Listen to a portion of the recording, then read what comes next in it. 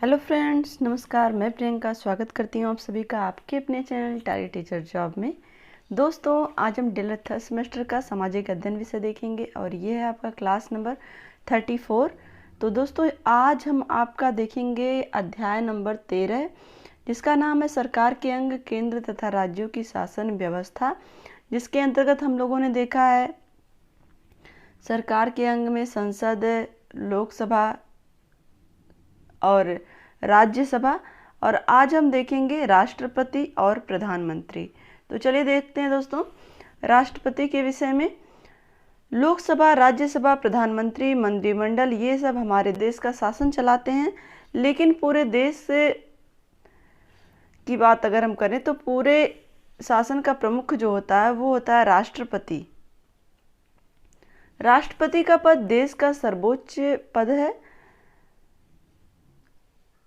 और राष्ट्रपति के नाम पर ही जहाँ पे हम देखेंगे केंद्र की शासन होती है वहाँ पे शासन होता है। राष्ट्रपति के नाम पर ही देश का जो होता है वो प्रथम नागरिक ही राष्ट्रपति होता है। तो चलिए देखते हैं राष्ट्रपति बनने के लिए योग्यताएं क्या क्या हैं। हमारे गणतंत्र में कोई भी स्त्री पुरुष से इस सर्वोच्च पद को प्राप्त कर सकता है।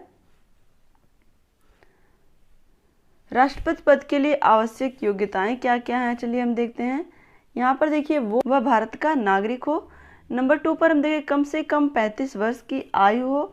और नंबर 3 पर हम देखें तो किसी सरकारी लाभ के पद पर ना हो। और नंबर 4 पर हम देखें तो लोकसभा का सदस्य होने की योग्यता रखता हो। तो दोस्तों, यहाँ पर जब हम लोग पढ़ रहे थे लोकसभा और राज्यसभा, तो लोकसभा में हमने देखा था कि कम से कम जो लोकसभा का सदस्य बनने के लिए योग्यता होनी चाहिए, उसमें जो आयु दिया था वो कम से कम 25 वर्ष होनी चाहिए।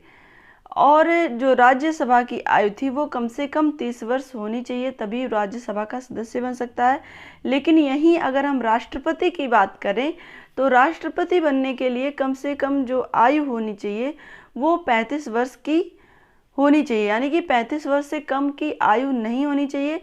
और यहाँ पर यह भी ध्यान रखना है कि वो भारत का नागरिक हो, वो किसी सरकारी लाभ के पद पर ना हो, और साथ ही लोकसभा का सदस्य होने की योग्यता रखता हो। क्लियर? तो आगे हम चलिए देखते हैं, ये हो गया योग्यताएं।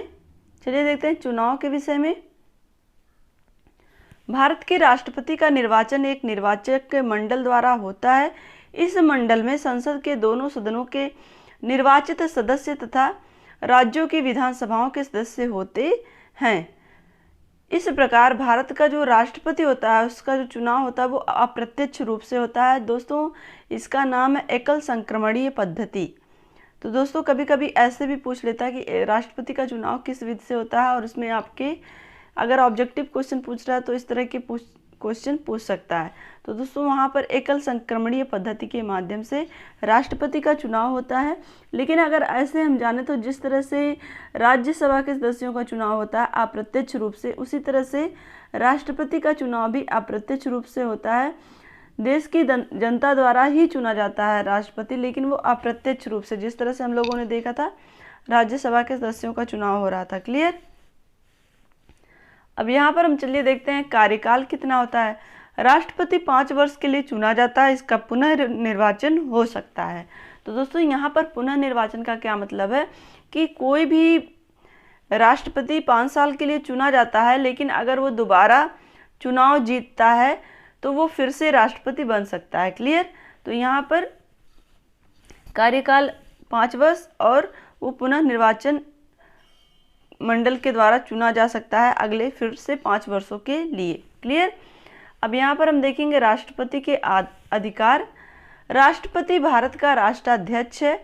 संविधान के अनुसार संघ सरकार की कार्यपालिका शक्तियाँ राष्ट्रपति के हाथों में निहित हैं। केंद्र की सरकार उसी के नाम से शासन करती है, अतः संविधान द्वारा राष्ट्रपति का अधिकार क्षेत्र बहुत ही व्यापक है। राष्ट्रपति के अधिकारों को कई भागों में बांटा जा सकता है। तो दोस्तों, यहाँ पर हम बात करें, जो केंद्र की सरकार होती है वो राष्ट्रपति के नाम पर ही शासन करती है, और जो कार्यपालिका की शक्तियाँ होती है वो राष्ट्रपति के हाथ में होती हैं।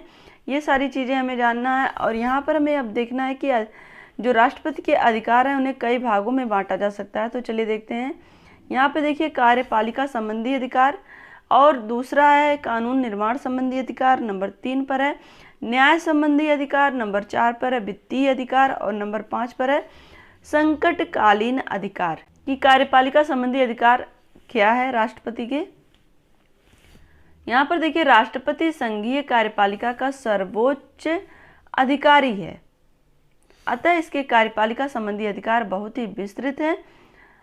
वह भारत की जल, थल और नभ सेनाओं का सर्वोच्च सेनापति होता है। भारत के प्रधानमंत्री और उसकी सलाह से अन्य मंत्रियों की नियुक्ति राष्ट्रपति ही करता है। और दोस्तों अगर हम बात करें तो राज्यों के राज्यपाल की नियुक्ति या फिर न्यायाधीश की उच्चतम जो न्यायालय के न्यायाधीश, उच्च न्यायालय के न्यायाधीश की नियुक्ति भी राष्ट्रपति ही करता है। क्लियर? तो दोस्तों यहाँ पर हम आपसे ये निवेदन करना चाहेंगे कि वीडियो को लाइक कर दीजिए और कमेंट करके हमें ज़रूर बताइएगा कि हमारा ये प्रयास आपको कैसा लगता है। और दोस्तों आपके लिए सारे वीडियोज़ के लिंक डिस्क्रिप्शन में है और चैनल के प्लेलिस्ट में भी सारे लिंक अवेलेबल हैं, तो आपको जहाँ भी सुविधा हो आप वहाँ से अपनी स्टडी करिए। साथ ही टेलीग्राम चैनल पर टारगेट टीचर जॉब के नाम से जो चैनल है, इस पर आपको सारे वीडियोज और उनकी PDF भी अवेलेबल है, तो आपको जहाँ भी सुविधा होगी आप वहाँ से अपनी स्टडी करिएगा। तो चलिए देखते हैं, यहाँ पर हमने देख लिया कार्यपालिका संबंधी अधिकार। अब हम देखते हैं नंबर 2 पर है कानून निर्माण संबंधी अधिकार। यद्यपि कानून निर्माण का जो कार्य होता है वो संसद का होता है, लेकिन भारत का जो राष्ट्रपति होता है वो संसद का ही एक अंग है। दोस्तों इसके पहले हम लोगों ने देखा कि संसद के अंतर्गत लोकसभा, राज्यसभा और राष्ट्रपति आते हैं, तो इस क्षेत्र में इनके अनेक अधिकार भी हैं। अगर हम बात करें तो दोस्तों यहाँ पर हमने देखा कि कानून निर्माण संबंधी अधिकार, जैसा कि अगर हम बात करें यहाँ पर कि कोई भी, इसके पहले जब हम लोगों ने देखा था कि राज्यसभा या लोकसभा में कोई भी विधेयक पास होकर के अगर आता है, अगर राष्ट्रपति का हस्ताक्षर नहीं होता है तो वो कोई भी जो बिल होता है वो पास नहीं होगा। अब यहाँ पर हम देखें नंबर 3 पर है न्याय संबंधी अधिकार। राष्ट्रपति किसी अपराधी व्यक्ति की सजा को कम कर सकता है, माफ़ कर सकता है या कुछ समय के लिए उसके दंड को स्थगित कर सकता है। वह मृत्युदंड को भी माफ़ कर सकता है। तो दोस्तों यहाँ पर हम बात करें, अगर हम प्रेजेंट टाइम का उदाहरण लें तो ऐसे बहुत सारे उदाहरण हमें देखने को मिलते हैं। जैसा कि अगर हम बात करें शबनम, जो कि हमारे देश की पहली ऐसी महिला होगी जिसे फांसी दी जाएगी। तो दोस्तों अगर देखिए, अगर उसने जो भी अपराध किया वो बहुत ही ज़्यादा जघन्य है, उसकी सज़ा की माफ़ी तो नहीं हो सकती, लेकिन अगर राष्ट्रपति चाहे तो उसके मौत की सज़ा को भी माफ़ कर सकता है। तो ये होती है राष्ट्रपति की पावर, जहाँ पर वो अपने अधिकारों का प्रयोग करके मृत्यु की सज़ा को भी माफ़ कर सकता है। अब यहाँ पर हम देखें नंबर 4 पर है धन संबंधी अधिकार। राष्ट्रपति प्रति वर्ष संसद के बजट अधिवेशन का उद्घाटन करता है। राष्ट्रपति प्रतिवर्ष संसद के बजट अधिवेशन का उद्घाटन करता है। राष्ट्रपति के पूर्व अनुमति के बिना लोकसभा में कोई धन विधेयक प्रस्तावित नहीं किया जा सकता है। क्लियर? और यहाँ पर हम देखेंगे नंबर 5 पर है संकटकालीन अधिकार। राष्ट्रपति के संकटकालीन अधिकार बहुत महत्वपूर्ण है। संविधान के अनुसार संकट 3 प्रकार के हो सकते हैं। यहाँ पर हमें देखना है कौन कौन से संकटकालीन अधिकार हैं राष्ट्रपति के। युद्ध, आंतरिक अशांति अथवा विदेशी आक्रमण से उत्पन्न राष्ट्रीय संकट और संवैधानिक संकट, अर्थात राज्यों में संविधान के अनुसार शासन विफल हो जाने पर उत्पन्न संकट। और नंबर 3 पर है वित्तीय संकट या आर्थिक संकट। तो दोस्तों इस तरह के कोई भी, इन तीनों में से कोई भी संकट आने पर राष्ट्रपति उस क्षेत्र, एक तरह से हम कह सकते हैं उस राज्य में या फिर पूरे देश में राष्ट्रपति शासन लागू कर सकता है। ऐसी स्थिति में इन तीनों ही कंडीशन में राष्ट्रपति शासन लागू कर सकता है। क्लियर? अब दोस्तों हम देख लेते हैं प्रधानमंत्री के विषय में। भारतीय संविधान में प्रधानमंत्री का पद बहुत महत्वपूर्ण है। प्रधानमंत्री मंत्रिपरिषद का प्रधान होता है। प्रधानमंत्री मंत्रिपरिषद का निर्माण करता है। मंत्रियों में विभागों का विभाजन भी वही करता है। मंत्रियों के विभागों में हेर फेर करना, यहाँ तक कि मंत्रियों को उसके पद से हटा देने का अधिकार भी प्रधानमंत्री को है।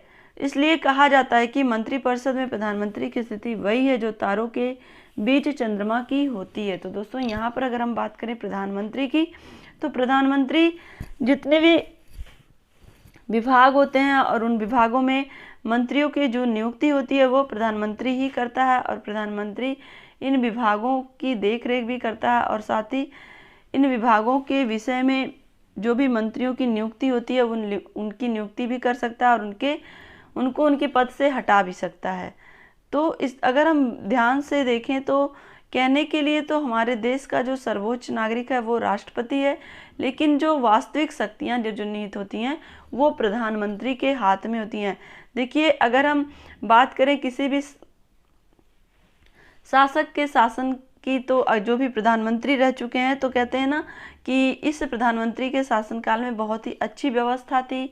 तो एक तरह से ये कह सकते हैं हम कि जो प्रधानमंत्री होता है वो सर्वोच्च नागरिक के रूप में भले ही ना गिना जाए, लेकिन जो शासन होता है वो उसी के हाथ में ही होता है। तो दोस्तों इस तरह से आज का ये चैप्टर आपका समाप्त होता है। नेक्स्ट चैप्टर में हम लोग पढ़ेंगे अध्याय नंबर 14 न्यायपालिका। तो दोस्तों आज के लिए बस इतना ही। वीडियो को लाइक कर दीजिएगा और कमेंट के माध्यम से हमें ज़रूर बताइएगा कि हमारा ये प्रयास आपको कैसा लगता है। तो दोस्तों आज का प्रश्न है आपका कि राष्ट्रपति की योग्यताओं में अगर हम बात करें तो राष्ट्रपति के लिए योग्यताओं में उसकी आयु कितनी होनी चाहिए, राष्ट्रपति बनने के लिए आयु कितनी होनी चाहिए। क्लियर? तो इसी तरह से आप अपने दोस्तों के साथ वीडियोज को ज़रूर शेयर कर दिया करिए दोस्तों। और अगर आप चैनल पर नए हैं तो प्लीज़ चैनल को सब्सक्राइब करके बेल आइकन बटन को जरूर प्रेस कर लीजिएगा, जिससे हमारे सभी वीडियोज की नोटिफिकेशन आपको मिल सके। तो इसी तरह से आप अपनी मेहनत जारी रखिए, अपना ध्यान रखिए, अपनों का ध्यान रखिए, अपने आसपास सफाई रखिए।